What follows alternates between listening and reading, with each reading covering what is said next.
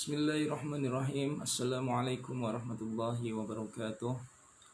Alhamdulillahi rabbil alamin. Wassalatu wassalamu ala asyrafil anbiya'i wal mursalin. Habibi rabbil alamin. Imamil muttaqin. Sayyidina wa nabiyina wa maulana Muhammadin sallallahu alaihi wa ala alihi wa ashabihi wa sallama tasliman katsira, amma ba'du. Al-ghadab miftahu kulli syarrin. Marah adalah kuncinya segala kejelekan. Sebab marah akan timbul kerusakan. Akibat marah putus tali persaudaraan. Jika kita marah akan keluar kata-kata syaitan. Bahkan jika kita marah, wajah kita menjadi seram buram. Ihwani rahimakumullah, tahanlah amarah kita. Jangan mudah untuk meluapkan amarah kita. Jika kita bisa menahan tersebut dan tidak meluapkannya, maka kita akan mendapatkan kabar gembira dari Rasulullah SAW. Falakal jannah, maka bagimu surganya Allah Subhanahu wa Ta'ala. Ini merupakan sebuah hal yang sangat penting di dalam kehidupan kita, bahwa di dalam keseharian kita, ketika kita mendapatkan suatu masalah, maka kita harus bisa menjaga diri kita untuk tidak marah, karena itu pun merupakan wasiat dari Rasulullah SAW, yang ketika itu Rasulullah dimintai wasiat oleh sahabatnya. Ya Rasulullah, ausini, berikanlah saya nasihat. Lalu Rasulullah SAW menjawab, la taghdab, jangan marah. Dia minta lagi, ya Rasulullah, ausini, berikan saya nasihat. Rasulullah pun menjawab dengan perkataan yang sama, la taghdab, janganlah kamu marah. Masya Allah. Oleh karena itu, marilah kita jaga diri kita, jangan mudah marah, apalagi sampai meluapkan amarah kita yang akan menimbulkan kejelekan, kerusakan, memutus tali persaudaraan, dan lain sebagainya. Bahkan justru sebaliknya, marilah kita menjadi seorang yang pemaaf, karena orang yang pemaaf adalah seorang yang mulia, sebagaimana yang disabdakan Rasulullah SAW, ma zadallahu 'abdan bi'afin illa 'izzan. Tidaklah seorang hamba dijadikan seorang yang pemaaf kecuali itu menjadi sebuah kemuliaan. Hadirin ihwani rahimakumullah, sebuah kisah singkat dari Rasulullah SAW. Ketika itu ada seorang Arab Badui yang datang masuk ke dalam masjid. Lalu tiba-tiba Arab Badui itu malah buang air kecil di pojokan masjid. Na'udzubillah. Lalu apa yang terjadi? Sebagian sahabat ada yang marah. Bahkan ada sebagian sahabat yang ingin atau berniat untuk memukulinya. Tapi Rasulullah SAW melarangnya. Rasulullah SAW memerintahkan sahabat untuk mengambil air lalu membersihkannya. Lalu Rasulullah memanggil orang tersebut, diberikan dia nasihat, lalu dimaafkannya, dan dipersilakan orang Badui tersebut untuk pulang. Ihwani rahimakumullah, sebuah cerita singkat tapi sangat padat. Bagaimana ketika suatu hal yang sangat tidak lumrah terjadi di tengah-tengah masyarakat, yang seharusnya menjadi sebuah kewajaran apabila kita memunculkan kemarahan kita karena suatu perkara yang sangat ganjal di tengah-tengah masyarakat. Tapi Rasulullah SAW tidak melakukan marah, tidak menunjukkan kemarahannya. Justru Rasulullah memberikan maaf dan menasihatinya. Ini sebuah contoh bahwa ketika kita melihat sebuah kesalahan, baik kesalahan itu terhadap diri kita atau mungkin kepada orang lain, atau kesalahan yang terjadi terhadap kemaslahatan orang lain, maka kita harus lihat dulu apa sebab, bagaimana itu bisa terjadi. Tentunya Rasulullah SAW ketika itu tahu bahwa orang Arab Baduy ini adalah orang Arab yang bodoh, tidak tahu agama, tidak tahu kebersihan, tidak tahu sopan santun, sehingga walaupun jika dimarahi bukan menyebutkan kemaslahatan, justru akan lebih membuat kerusakan. Ikhwani rahimakumullah. Oleh karena itu, jagalah amarah kita. Jangan sampai sekali-kali kita melakukan amarah kita. Karena jika kita sampai melakukan amarah kita, tidak lain yang akan timbul adalah kerusakan. Bahkan di tengah bulan puasa seperti ini, perlu kita ingat bersama bahwa jika kita marah dan meluapkan kemarahan, sedangkan kita sedang berpuasa, maka itu bisa menjadi berkurangnya pahala kita.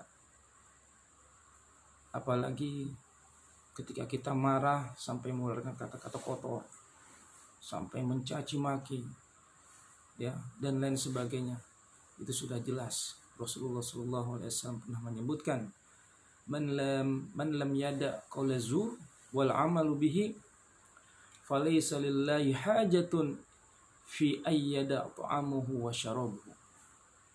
Barang siapa yang tidak meninggalkan perkataan zur, ya, perkataan dusta, perkataan jelek, ya, mencaci maki, menggunjing, dan lain sebagainya, maka Allah tidak ada hajat baginya, tidak ada hajat kepadanya di dalam dia meninggalkan minum, di dalam dia meninggalkan lapar dan haus. Masya Allah, na'udzubillah min dzalik. Mudah-mudahan kita tidak termasuk orang yang dikatakan oleh Rasulullah SAW tersebut. Oleh karena itu Rasulullah SAW menyampaikan betapa banyak orang yang berpuasa, tetapi tidak lain puasanya tersebut hanya menahan lapar dan haus.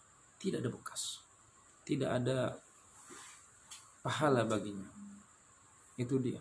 Karena puasa itu tidak hanya sekedar menahan lapar dan haus, tapi juga menahan hawa nafsu. Menahan nafsu yang jelek. Dari mata kita juga harus puasa. Lidah kita juga harus puasa. Telinga kita juga harus berpuasa. Tangan dan kaki kita juga harus berpuasa. Dari apa? Dari hal-hal yang jelek, hal-hal yang diharamkan oleh Allah Subhanahu wa ta'ala. Lalu bagaimana kita untuk bisa menjaga amarah kita? Al-Imam Ghazali Qutbul Ulum, beliau menjelaskan ada dua cara untuk kita bisa menahan amarah. Yang pertama dengan ilmu. Bagaimana kita menahan amarah dengan ilmu? Dengan ilmu kita menahan amarah, kita berpikir, kita berpikir dan terus memikirkan bagaimana besarnya keutamaan orang yang bisa menjaga amarah. Bagaimana besarnya keutamaan orang yang pemaaf, murah hati, murah senyum. Kita pikirkan, ya Allah, begitu besar pahala yang kau berikan, keutamaan yang kau berikan kepada orang yang pemaaf. Kita berpikir lagi, betapa besarnya akibat apabila kita marah. Betapa besarnya kerusakan akibat apabila kita marah. Apabila kita meluapkan kemarahan kita, bisa jadi kita akan membanting sesuatu. Bisa jadi kita akan mengeluarkan kata-kata kotor, keji, ya, menjelek-jelekkan saudara kita. Maka kita berpikir, Bila kita melakukan itu, maka akan dosa-dosa dan dosa yang akan kita dapatkan. Na'udzubillah min dzalik. Kemudian kita juga dengan ilmu kita berpikir, coba bayangkan apabila kita marah, wajah kita seperti apa. Wah, jelek pokoknya ya. Kalau orang udah marah pokoknya jelek wajahnya. Yang tadinya ganteng marah, jelek jadi jelek. Apalagi yang orang yang kurang ganteng marah, maka akan semakin enggak ganteng. Oleh karena itu, tahan amarah dengan ilmu kita, berpikir, ya, ingat-ingat kembali, sering baca hadis, ya, tentang bagaimana akibat marah, bagaimana keutamaan marah. Itu satu. Yang kedua, menurut Imam Al-Ghazali, bagaimana kita bisa menjaga amarah kita, yaitu dengan amal, ya, dengan amal. Ingat, ketika kita sedang berhadapan sesuatu yang salah, jangan marah dulu. Istighfar kita meminta ampun kepada Allah. Astagfirullahaladzim. Ya.